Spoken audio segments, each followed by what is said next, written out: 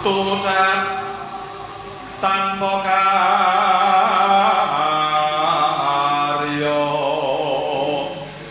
ini ojeng sengkangen nemekan Gusti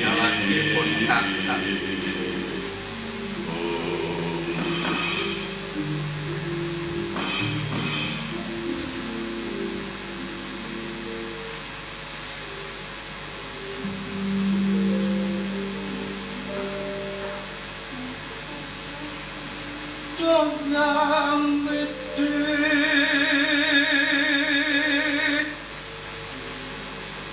kapan juta mugi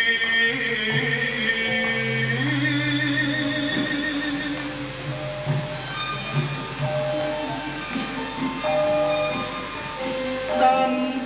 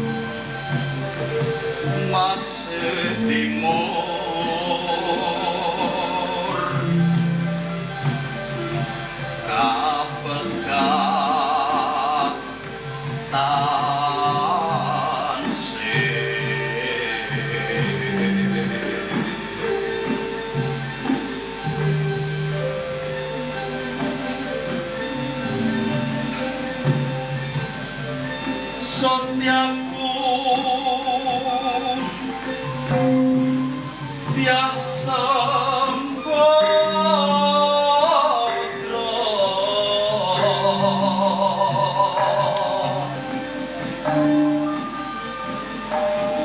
tubuh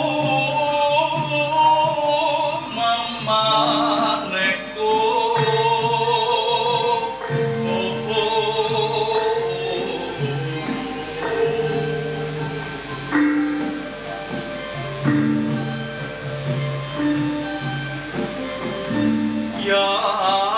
yang mewos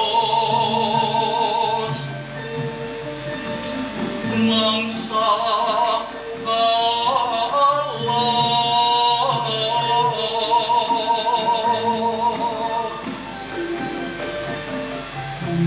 nganglang jagat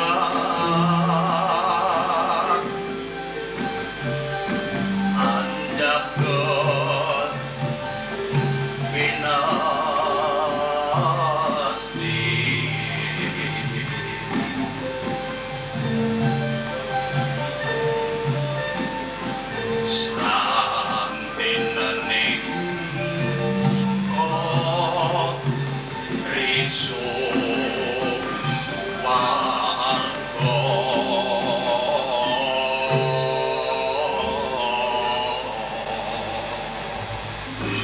Tiasira mandhalong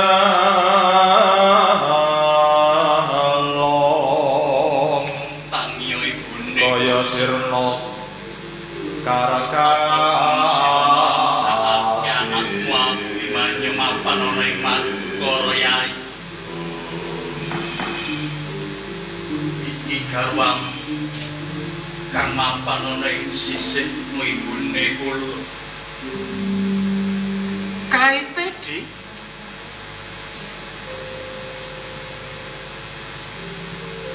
Yai Janaka kala wonten dawuh Koko Prabu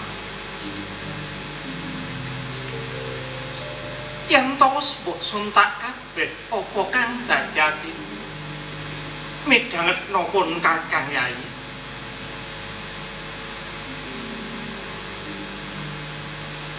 Norama itu kaya ngapa punggeling rasa atimu kelangan salah sawijining wanudya kang mbok tresnani. Nanging Siadi ya kudu eling ing donya iki paribasan ana rong perkara. Ana siang, ana ratri, ana priya, ana wadon. Semono uga ana pepanggihan mesti wae ana pepisahan. Ora ngemungake Siadi kang nandhang Sungkawa kelangan garwa nanging paribasane Siadi amung nemu gedene Wara Sembadra.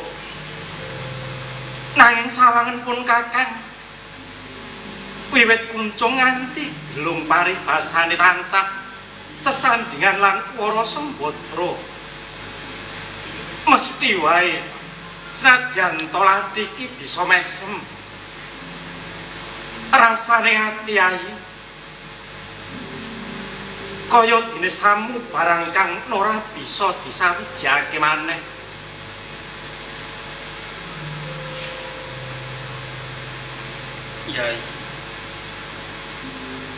Yai Arjuna eling den eling Yai yen to jeneng sira ngono masih duweni atmaja kang isih timun ya iku Kaki Abimanyu. Mula tak jaluk Yai aja nganti kedlarung-dlarung anggonmu nandhang Sungkawa kang kaya mangkon. Usahake atmajamu Yai Janaka. Sedaya pangandikanipun Koko Prabu Puntadewa dalahan Koko Prabu Sri Bathara Kresna menika leres Pangeran Arjuna. Ing wekdal sak menika Abimanyu masih betahaken padu. Menawi to paduka kedlarung-dlarung. Menapa paduka boten mesakaken kalawan Abimanyu Pangeran Arjuna. Aja kaya bocah cilik. Cah lanang. Kowe dibojo akeh. Aja gagas mung siji. Aja jaluk menangmu dhewe. Satriya ora mangkono clamprong. Paduka minangka kadang kula sebut boten mangertosi raos manah kula ingkang sampun pinujit kapisahaken dening wanodya ingkang kula tresnani minangka ibunipun kula Abimanyu ingkang masih timur. Duh, Sang Hyang Suman Koko Prabu Sri Bathara Kresna. Yai Janaka napa? Paduka ingkang kagungan Sekar Wijaya Kusuma kepareng. Paduka ingkang badhe nyandhakaken wonten mustakanipun Yai Sembadra. Saged ta walaya temah jati nirmala Koko Prabu. Senadyan to kaya mangkono pun Kakang namung jejering manungsa lumrah kang kudu nglakoni apa kang dadi lelakon iki. Ana telung perkara kang pun Kakang ora mangerteni Yai. Siji judul, loro rejeki, telu pati. Kabeh kuwi mau ana ing panguwasaning kodrat.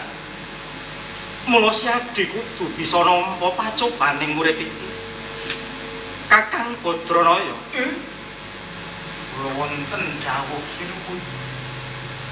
jeneng sira uga minangka pamomonging para Pandhawa, mesti wae kudu raketang amung sak klungsu bisa mbebole mbok menawa bisa nambah unggeling atine junjunganmu Yai Arjuna. Dara Janaka, Kakang Badranaya kepiye Kak? Laturemun bilih pepati menika sami kalian lair. Pepati menika sami kalian lair. Nanging pepati menika mujudaken kelairan ingkang pungkasan. Pramila kawis menika sampun ngantos paduka gedung. Kula ngertos sepinten to rujiting raos paduka. Awit priya ingkang satu yakti menika pancen kedah netesaken luh menawi dipun tilar kalian pawongan ingkang dipun tresnani. Nanging eling luh menika sampun ngantos ngrendhet-ngrendheti lakunipun pawongan ingkang paduka tresnani. Sampun dangu. Sampun dangu lelampanipun Arjuna menika nandang sungkawa menapa malih sampun caket yuswanipun Yayi ibune kula minggah wonten ing kasuwargan jati menapa boten sagah to Kakang Badranaya dipun radi dangu anggenipun gesang ibune kula mapan wonten ing Arcapada menapa kula kedah minggah wonten ing Kahywangan Kaendra. Panguwasaning Gusti menika tanpa wangenan. Pramila wonten unan-unen kridaning ati tan bisa mbedah putaning pesti budidayane manungsa tan bisa ngumpuli garising kuwasa. Ingkang mongko pepati menika salah satunggaling perkawis ingkang sinandi ingkang dipun mangertosi dening manungsa kaliyan Gusti ngakarya jagat. Manungsa ingkang nglampahi menika kula paduka mboten menang. Damel budidaya perkawis menika mboten menang. Bener apa kang dadi aturmu Kakang Badranaya? Koko Prabu